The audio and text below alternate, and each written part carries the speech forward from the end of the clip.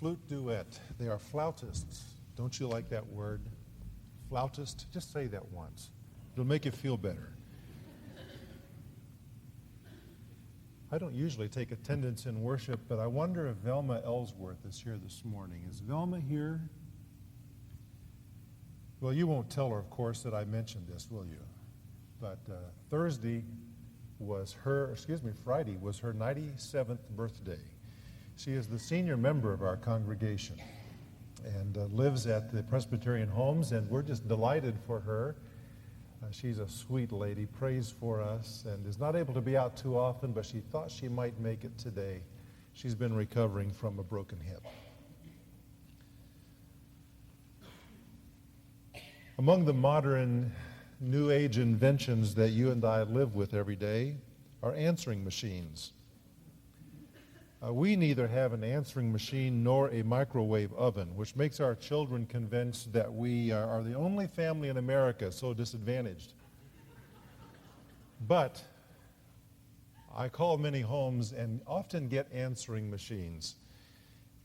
I heard about some answering machine statements that I'd like to share with you this morning. One machine said, "Hi, John's answering machine is broken. This is his refrigerator. Please speak very slowly and I'll stick your message to myself with one of these magnets." Another one I like says, "This is not an answering machine. This is a telepathic thought recording device. After the tone, think about your name, your reason for calling, and a number where I can reach you, and I'll think about returning your call." That was a little long for me, frankly. I like this is a little shorter, a little more to the point. "Hi, I'm probably home. I'm just avoiding someone I don't like. Leave me a message if I don't call. It's you."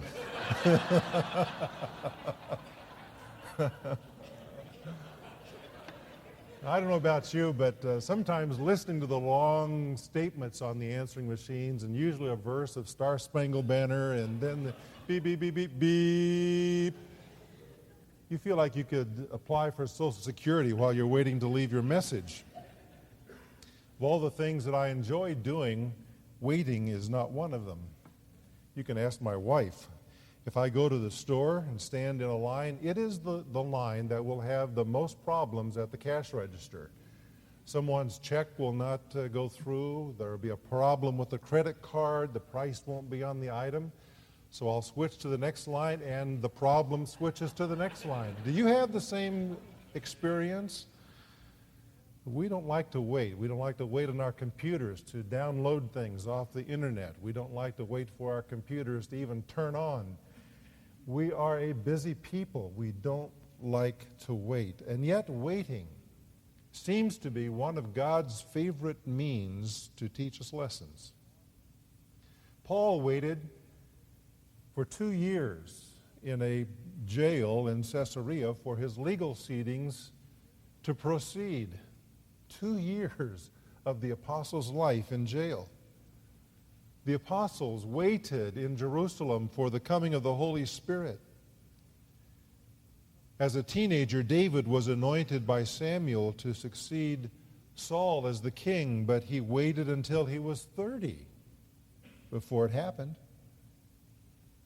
Moses shepherded sheep for 40 years, and then at 80 was called to deliver the Israelites from Egyptian bondage.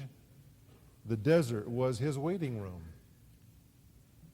Joseph, the man that we're studying in Genesis, learned at 17 that he would be a powerful ruler, that even his own family would bow down to him, but he spent the next 13 years after that in slavery and in prison before being exalted to that high position. I want to talk today about God's waiting room as we turn together to Genesis chapter 40 and then move into chapter 41 as well. God's waiting room is where he prepares his servants for greater things. God's waiting room is where he prepares you for greater things ahead. For some, the waiting room is an upper room. For others, it's a wilderness or a prison cell. What is God's waiting room in your life? Maybe it's a hospital room. Maybe it's that dead-end job that you're enduring. Or perhaps it's a classroom or an unemployment line. For someone here this morning, God's waiting room is waiting for that child to be born that you've longed for. For someone else, God's waiting room is waiting to see if the chemotherapy is going to work. God has all kinds of waiting rooms. Inevitably, they are there to prepare us for greater things ahead. From the experience of Joseph, there are 3 encouragements I want us to note for those who wait in God's waiting room. The first encouragement is this, that while you are waiting, God is working. While you are waiting, God is working. I want you to notice how God worked in Joseph's experience as he waited. To do that, we're going to back up just one verse into chapter 39 of Genesis, where it says, the chief jailer did not supervise anything under Joseph's charge because the Lord was with him, with Joseph. And whatever he did, the Lord made to prosper. In the first place, for Joseph, God positioned him for what was coming. For Joseph, what that position entailed was jail, and then responsibility in the jail. God positioned Joseph strategically and then made him wait. Then I noticed that for Joseph, he provided the means for his future. In other words, God let it be known that Joseph could interpret dreams, because while Joseph was there in that prison, there were 2 other prisoners who joined him. One was the cupbearer for Pharaoh, and the other was the baker for the palace. Now, what they had done, we're not told, but they were both cast into the prison, and they got to know Joseph. And it says in verse 4 of chapter 40 that they were in confinement for some time. And then one night, something happened.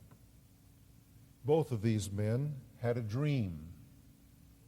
And they came to Joseph the next morning, and they asked him if he could interpret the dreams. He said to them, "Do not interpretations belong to God? Tell it to me, please." And so the chief cupbearer of Pharaoh told about his dream of a vine. And this vine had 3 branches, and as it was budding, its blossoms came out, and the clusters produced ripe grapes. And he said in this dream he had in his hand Pharaoh's cup, and so he took the grapes and he squeezed them and put the wine in the cup and put the cup into Pharaoh's hand. That was his dream. And Joseph said, "This is the interpretation. The 3 branches," he says, "are 3 days. Within 3 more days," verse 13, "Pharaoh will lift up your head and restore you to your office. And you will put Pharaoh's cup into his hand, according to your former custom when you were his cupbearer." Now, this cupbearer was a wine taster. He was responsible to be sure that the wine that Pharaoh had was good wine and was not poisoned. He had to be very trusted. He could be involved in no plots of intrigue within the palace. After he interpreted the dream, Joseph said to this man, verse 14, "Only keep me in mind when it goes well with you. And please do me a kindness by remembering me to Pharaoh and get me out of this house. For I was in fact kidnapped from the land of the Hebrews, and even here I have done nothing that they should have put me into this dungeon."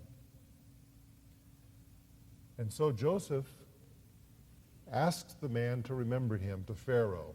Now, did Pharaoh know Joseph? It's possible. He was the chief servant in the household of Pharaoh's trusted bodyguard, the head of his secret service. So it's possible that he had met Joseph. But even if not, Joseph is convinced that Pharaoh will be able to help him. And so he asks the cupbearer, when this happens, remember me to your boss. Well, then the chief baker of the household of Pharaoh stepped forward and asked for the interpretation of his dream. And Joseph, and his dream was that of 3 baskets of white bread. He says that they were on his head, and in the top basket there were all sorts of baked food for Pharaoh, and the birds were eating them out of the basket on my head. And Joseph said, well, here's the interpretation of your dream. Verse 19, within 3 more days, Pharaoh will lift up your head from you and will hang you on the tree, and the birds will eat your flesh off of you. Now you have to commend Joseph for being willing to give the good news as well as the bad. Well, verse 20 says, thus it came about on the 3rd day, which was Pharaoh's birthday, he threw a party. And he lifted up the head of the chief cupbearer and the head of the chief baker among his servants. He restored the cupbearer to his office and put the cup into Pharaoh's hands. He put the cup into Pharaoh's hand. But he hanged the chief baker, just as Joseph had interpreted to them. And so these dreams were interpreted and they came true. You see, God provided the means for Joseph's future. He did not know that yet. We know that because we know the story. But Joseph was waiting. And these events simply happened to him. But this was the key to his future. It gave Joseph a reputation as a dream interpreter. The third thing that God did while Joseph waited was to prompt the circumstance of his promotion. Because God then gave dreams to Pharaoh, 2 of them. He fell asleep one night and he dreamed that out of the Nile River there came up 7 cows that were sleek and fat, it says in chapter 41. And they grazed upon the grass there, but then 7 other cows came up after them that were ugly and gaunt. And they stood by the first cows on the bank of the Nile and then ate up the fat cows. Well, the Pharaoh woke up, but then went back to sleep, and he had a second dream which God gave to him. There were 7 ears of grain that came up on a single stalk, and these ears were plump and good, it says. But then there were 7 ears that were thin and scorched by the east wind that sprouted up after them, and the thin ears swallowed up the 7 plump and full ears. And Pharaoh woke again, perhaps in a sweat. It was a dream. He wondered about its meaning. And so on the next morning he called his wise men together, but there was not one of them who could interpret the dream. And then says the chief cupbearer spoke to Pharaoh, saying, I would make mention today of mine own offenses. Pharaoh was furious with me, and he recounts what had happened to him and to the baker.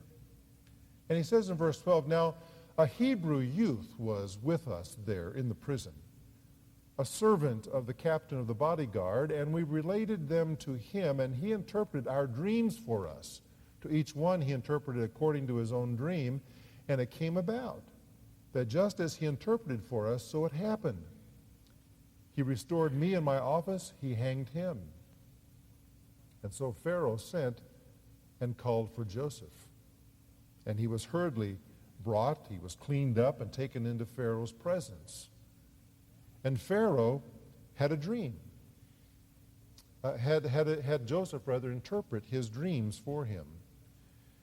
So here's my point, that while Joseph was waiting, God was at work. God strategically placed him in the jail and gave him authority. It so happened then that 2 of Pharaoh's officials were placed in the jail too. They obviously got to know Joseph, who was in charge of everything. They had dreams that God gave to them. Joseph interpreted the dreams. What happened came about. Sometime later, Pharaoh had dreams. And likewise, he wanted interpretations.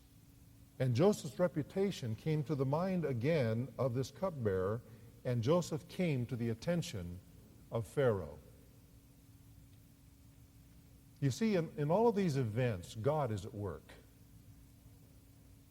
Joseph didn't realize that. He did not understand the narrative occurring around him any more than you understand the narrative of your life today in God's waiting room. But the thing that I want to write upon your heart as an encouragement is this: while you are waiting, God is working. Count on it. Now, there's a second encouragement that I see as I look at this text about Joseph, and it's this: that God appoints the time and the way for your advance. God appoints the time and the way for your advance out of your waiting room. Now, as I think about that, there are two expectations that you ought to have in light of that truth. We see these in Joseph's story. The first expectation is this: that God's timing will likely be different than yours. You see, Joseph thought he had it all worked out. He thought he knew the time.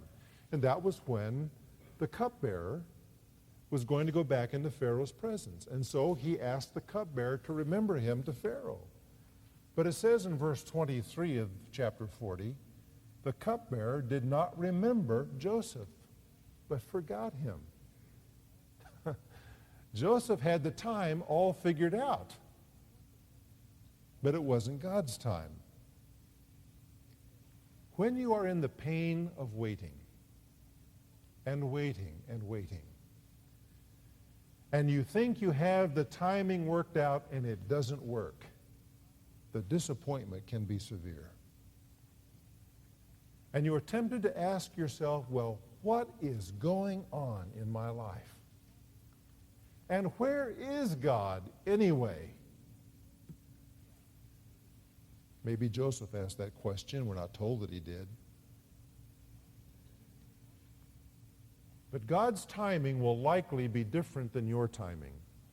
Just keep that in mind. You have to expect that. By the way, let me throw this in. It's free. You don't have to pay for it. Don't do to somebody else what the cupbearer did to Joseph. Okay? If somebody comes to you and needs your help, by the grace of God, help them. Don't forget them. W.H. Griffith Thomas writes, God is never before his time, but he is never behind.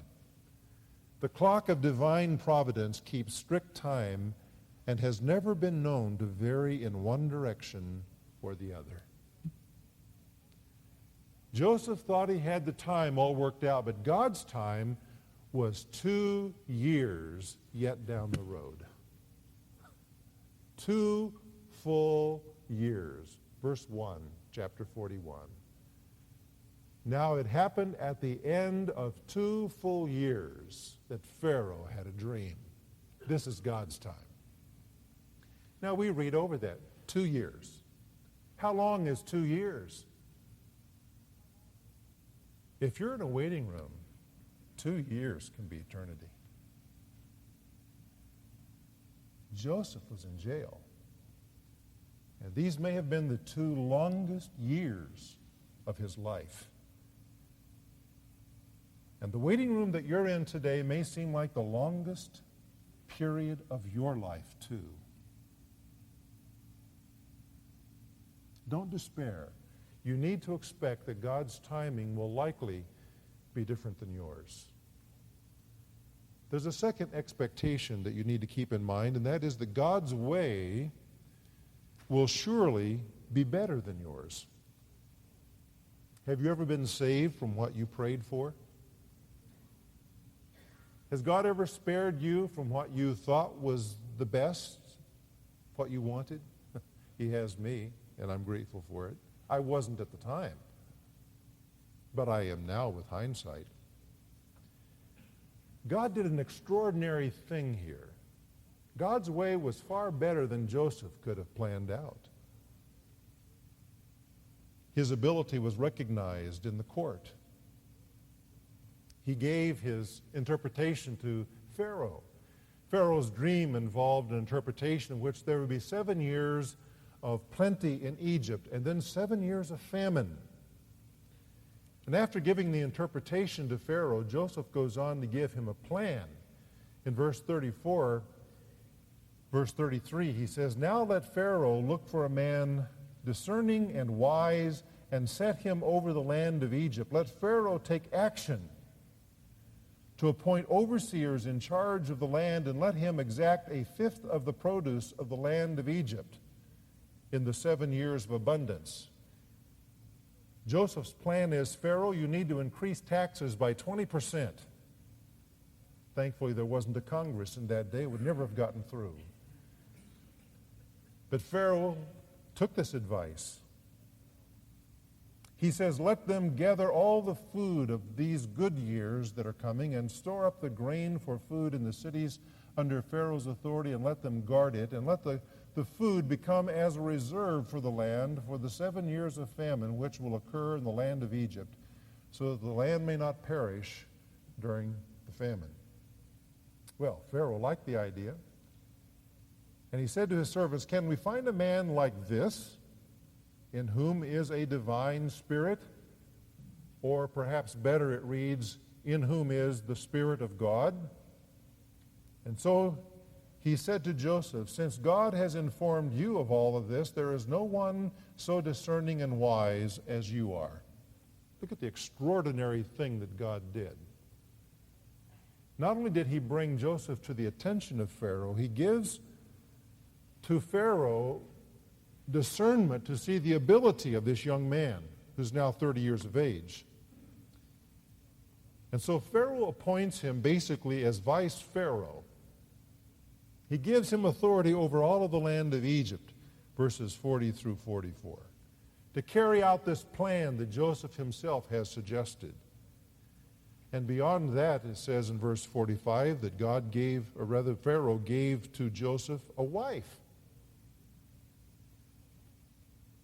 And then 2 sons. The first son's name was Manasseh. The second son's name was Ephraim. The name Manasseh means forgotten, or perhaps better, forgiven. The name Ephraim means fruitfulness. Isn't that interesting? The first son was given the name forgotten or forgiven, as Joseph reflected upon what had happened earlier in his life. And then as he counted what was happening now, he named his second son fruitfulness. I think we see a lesson here, and it's this, that fruitfulness always follows forgiveness. Fruitfulness always follows forgiveness. Joseph thought he had the way worked out so that he could escape God's waiting room, but it wasn't God's time, and it wasn't God's way. God had another time, and God had a better way. And it involved exaltation for Joseph beyond what he ever could have imagined. And so my exhortation to you and to myself is this: let's be patient with God's timing, and let's trust in God's way. A third encouragement now for those in God's waiting room. We see it in verses 46 to 57 of chapter 41. God's waiting room brings greater blessing.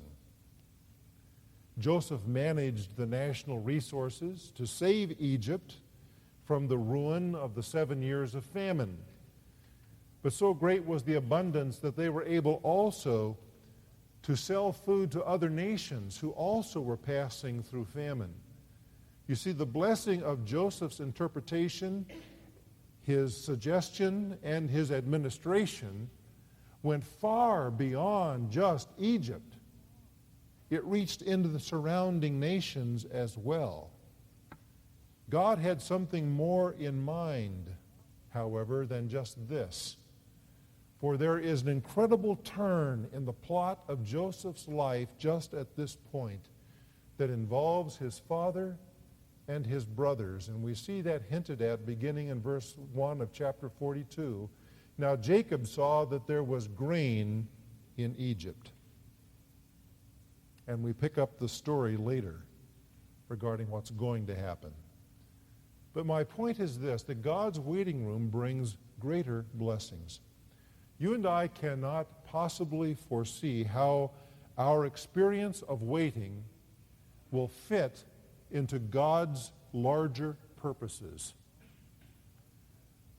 We cannot foresee how what God is doing in us in the waiting room and through it will touch the lives of people we could never expect, but count on it. If you're in the waiting room of God today, God's waiting room is going to bring you greater blessing in the end. Be encouraged by that. You never know what is in store around the next corner of your journey. God knows, but you don't. Around the corner of your life, there may be a waiting room, or maybe the way out of one. But know this, write it upon your heart, that God's waiting room prepares you for his further purpose. And be encouraged by that. Now I want us to close this morning by looking at a New Testament text that touches upon this theme just from a different angle. And that is in the book of Hebrews, the 12th chapter. The writer of this New Testament book is concerned about Jewish believers who were being tempted to turn back to their old ways, to their old faith, by the trouble they were passing through. The writer of Hebrews calls it God's discipline. I'm going to begin reading in verse 7, where it says, "It is for discipline that you endure." Perhaps a better way to have written that is as the NIV does. Endure hardship as discipline. You see, these believers in the first century were, as it were, in a waiting room also. They had trusted the Savior, but that trusting the Savior had brought to them only pressure and persecution. What was God doing? The writer of Hebrews calls it discipline or chastisement. And he says to them in the first place, endure the waiting room. Endure the discipline. You see, the waiting room almost always involves some sort of suffering. We suffer at some level of our lives in the waiting room. And so to those who are suffering, to those who are in a waiting room, the writer says, endure it. The word endure is interpreted this way to us in the linguistic key to the Greek New Testament. It says, it is the spirit which can bear things, not simply with resignation, but with blazing hope. It is not the spirit which sits statically enduring one place, but the spirit which bears things because it knows that these things are leading to a goal of glory.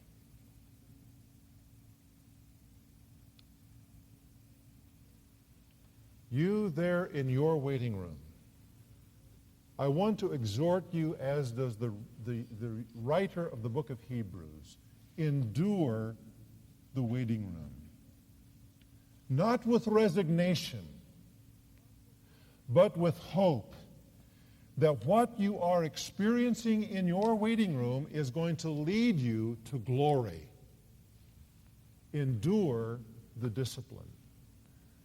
The word discipline here is a word that means child training. It means character development. And he goes on to say in the text that you should endure because God is treating you as children. It is evidence, in fact, he says, of his love for you and that you belong to him.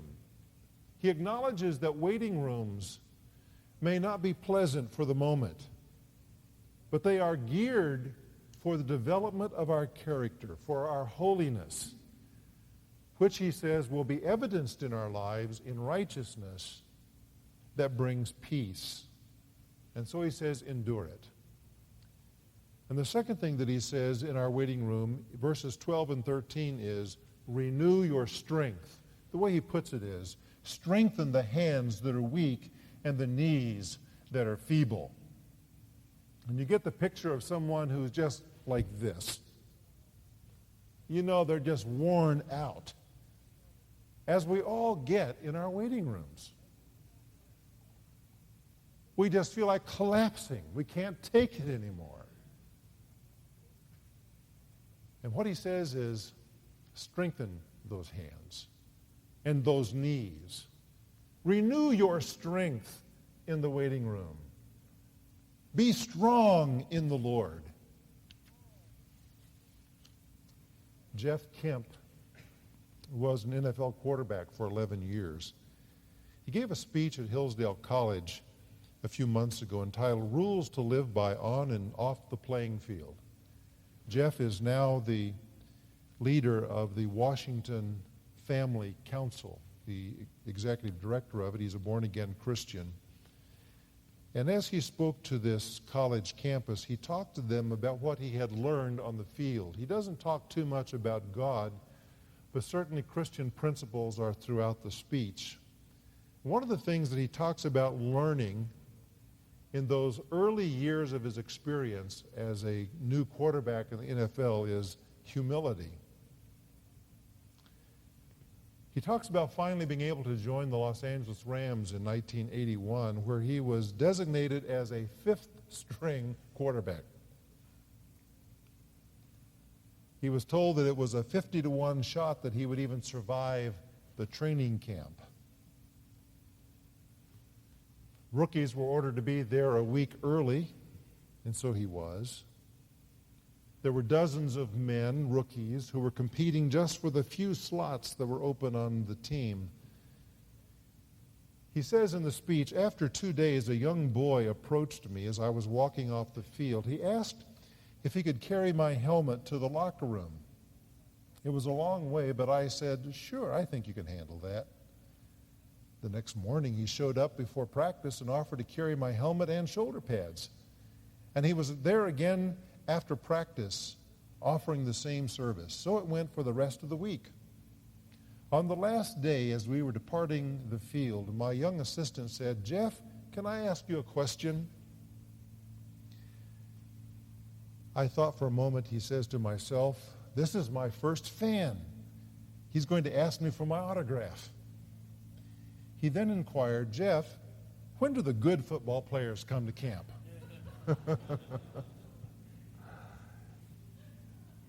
He says, right then and there, I learned a lesson in humility from a 7-year-old boy. And he goes on to recount how that in various experiences with different teams, constantly God was bringing him back to this character development of humility. He says, in 1986, I was traded to the 49ers and sent to San Francisco as a backup for Joe Montana, a backup. He's been in the NFL several years now. He's a backup for Joe Montana. While Montana was sidelined with a back injury, I was called upon to take over the offense. We won against the Saints, the Dolphins, the Colts, primarily because a young new player named Jerry Rice reached the end zone with a number of my touchdown passes. As soon as Joe recovered, however, I was once again relegated to the bench.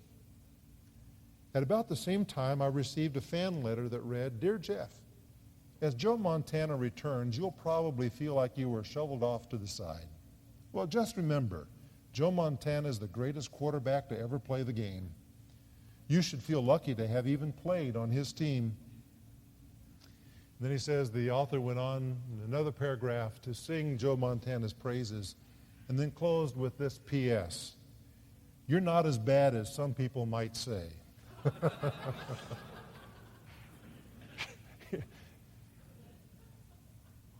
He is waiting for the opportunity to prove himself. He thinks he's done it, and then back to the waiting room. And what is God doing in all of this? God is teaching him character. God is preparing him for the very successful career he ultimately had before he retired. Friend, if you're in God's waiting room today, endure God's discipline. And renew your strength, knowing that what God is doing in your life is preparing you for greater things ahead. Let's pray.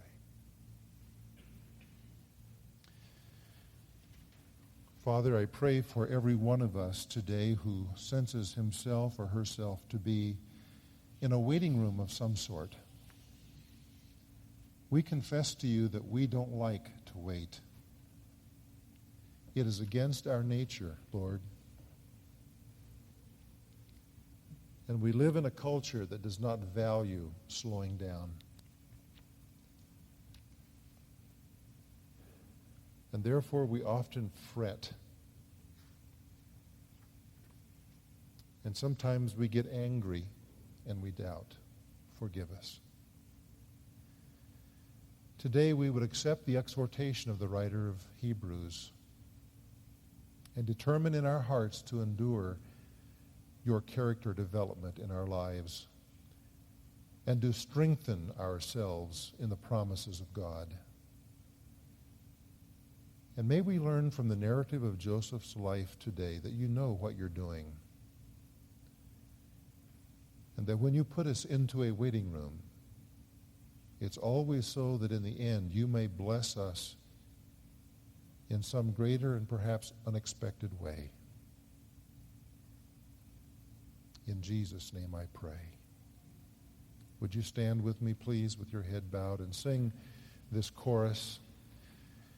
In his time, he makes all things beautiful in his time. And then pray with me, Lord, please show me every day as you're teaching me your way that you do just what you say in your time.